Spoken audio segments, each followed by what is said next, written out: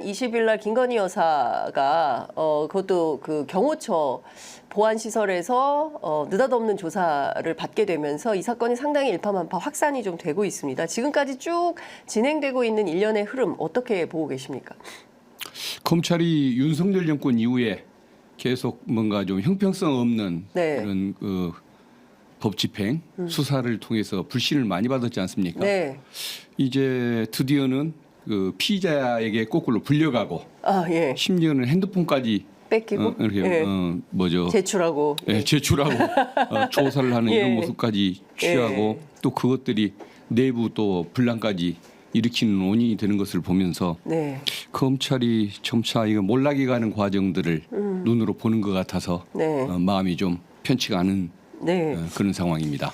근데 일부 검찰 내부에서 저도 취재를 해보니까 이게 뭐 국합 배드캅 이런 식의 역할 배분 뭐 이런 거다, 약속 대련이다 이런 얘기도 나오던데 실제로 그런 점이 있어 보이십니까? 아니면 그냥 보기에도 이창수 지검장의 반발 그리고 이제 수사팀 검사들의 반발이 나도 사표 내겠다 뭐 이런 식으로 계속 확산되고 있어서요.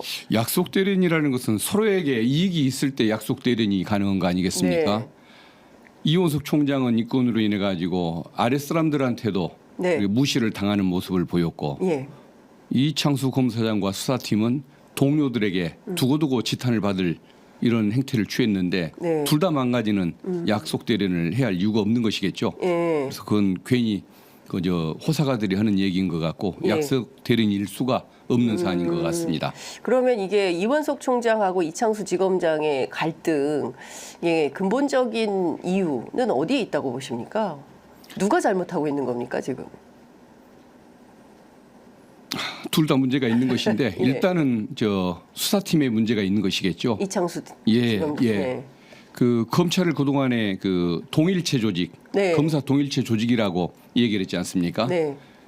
그게 이제 문제였던 이유는 국가나 또 국민의 이익보다도 자기들끼리의 어떤 뭐 세력을 형성을 하고 자기 조직 논리를 앞세우는 이런 행태가 문제가 있어서 비판을 받았을 텐데 지금은 그 조직 논리도 없어지고 각자 도생의 원칙으로 바뀌어버린 상황인 것 같습니다. 그래서 내 인사에 도움이 되는 일이라고 한다면 내 이익만 추구하는 일도 가능하다.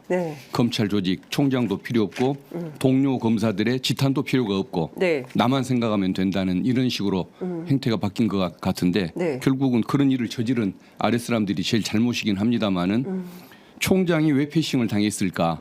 그걸 생각하면 본인에게도 좀 책임이 있는 것이겠죠.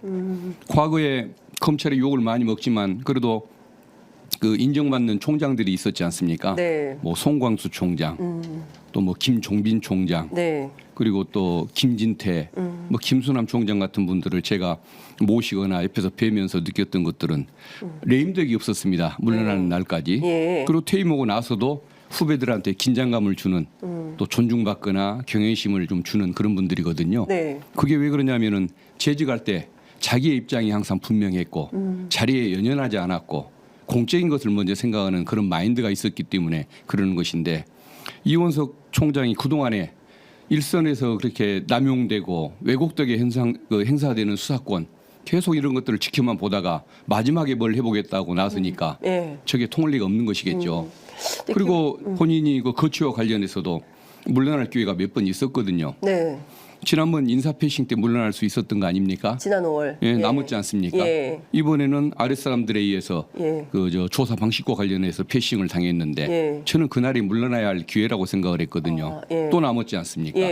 이제 뭐 감찰을 한다고 했다가 이제 이것마저 제대로 진행이 안 되는데 이제는 이제 물러날 그 명분도 시기도 놓쳐버린 듯한 그런 생각이 드는데 어떤 그 지휘권자로서의 거취 입장을 분명히 못 해왔던 것들 이것도 아랫사람들한테 무시를 당하는 원인인 것 같아서 뭐 상급자에게도 책임은 있다는 생각을 해봅니다. 근데 기본적으로 지금 뭐 김경목 부부장 그다음에 이제 김승호 형사 1부장 열심히 수사했는데 총장으로부터 감찰 지시 가능성이라는 소리나 듣다니 너무 불쾌하다. 우리가 이제 법부를 하기 위해서 우리가 악이냐, 그러니까 권력에 아부하는 아첨하는 그런 사람들이라는 거냐. 어떻게 수사 검사들을 악의 취급을 할 수가 있냐. 뭐 이렇게 이제 적극적으로 반발하는 분위기이고요.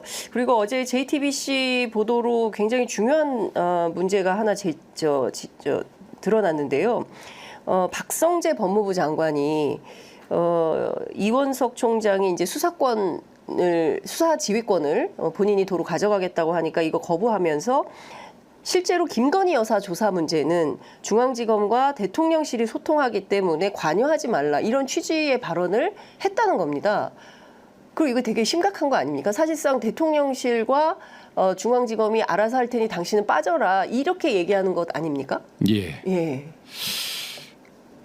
어느 걸 먼저 답을 할까요? 예, 하나씩 순서적으로. 예. 그러면 순서적으로 예. 그 아랫 사람들의 태도. 네. 열심히 했는데 우리를 뭐 악의 취급하냐? 예, 악의 취급한다는 이런 얘기에 대해서는 본인들에게 누가 열심히 하라고 했습니까? 잘 하라고 했지. 3년간 뭐 하다가 이제 와서 피의자한테 불려가는 조사를 받는 걸 보고서 열심히 했다고 얘기를 합니까? 반성을 해야 맞는 것이겠죠. 네. 그런 일을 벌이질 않았어야 하고 또 반성을 해야 맞는 것이겠죠. 국민들이 지탄을 하고 동료들이 지탄을 하고 총장이 지탄을 하는데 열심히 했다. 이게 뭔 필요가 있습니까? 열심히 잘못하면은 차라리 안 하니만 못한 것이겠죠. 그래서 그런 검사들의 사표는 저는 받아주는 것이 맞는데 누가 말렸다는 것인지 이해를 잘 못하겠습니다. 그리고 청와대와 직거래 문제 그것은 그런 문제가 있었기 때문에 이런 일이 가능했겠죠. 총장의 명령도 거부를 하고 국민들과 동료 검사들한테 지탄받을 줄도 알면서도 이런 일을 한 배경에는 뭔가 그 사람들을 그렇게 도박하게 만들고 용기를 발휘하게 만드는 배경이 있었을 텐데 결국은 청와대의 인사권이겠죠. 청와대의 우중이 그런 줄 아니까 그렇게 따랐던 것인데 다만 소통 구조가 청와대와 직접 했을지 법무부를 통해서 했었을지 그게 궁금했는데 청와대가 직접 나서서 했다는 것 이것은 있을 수가 없는 일이죠. 법무부 장관이 개입하는 것도 총장을 통해서만 지휘하도록 돼 있기 때문에 중앙지검을 지휘하면 안 되는데 그 피의 당사자인 청와대가 직접 이것을 지휘를 했다고 한다면 이것은 나중에 어떤 직권남용으로 반드시 문제가 될 사안입니다. 대통령실이 사실은 뭐 김건희 여사가 피의자 신분으로 조사를 받은 거 아니겠습니까? 그런데 대통령실이 나서서 뭐 장소를 정했다든가 그리고 뭐 장소가 노출되면 조사받지 않겠다라는 게 김건희 여사의 뜻이었다. 뭐 이런 보도도 있었기 때문에 관련된 내용을 종합해 보면 이번 조사는 그야말로 대통령실이 주도해서 판을 짜고 그리고 실제로 검찰을 오라고 해서 적당히 구색 맞추기 용으로 하려고 한 거 아니냐 이런 판단도 가능한데 이건 어떻게 보십니까? 맞는 말씀입니다. 왜 과거에 그러면 전직 대통령들 또 대통령 가족들 여기는 왜 검찰청에서 조사를 받아도 되고 왜 김건희 여사만 안 되는 것인지 설명할 수가 없는 거 아닙니까?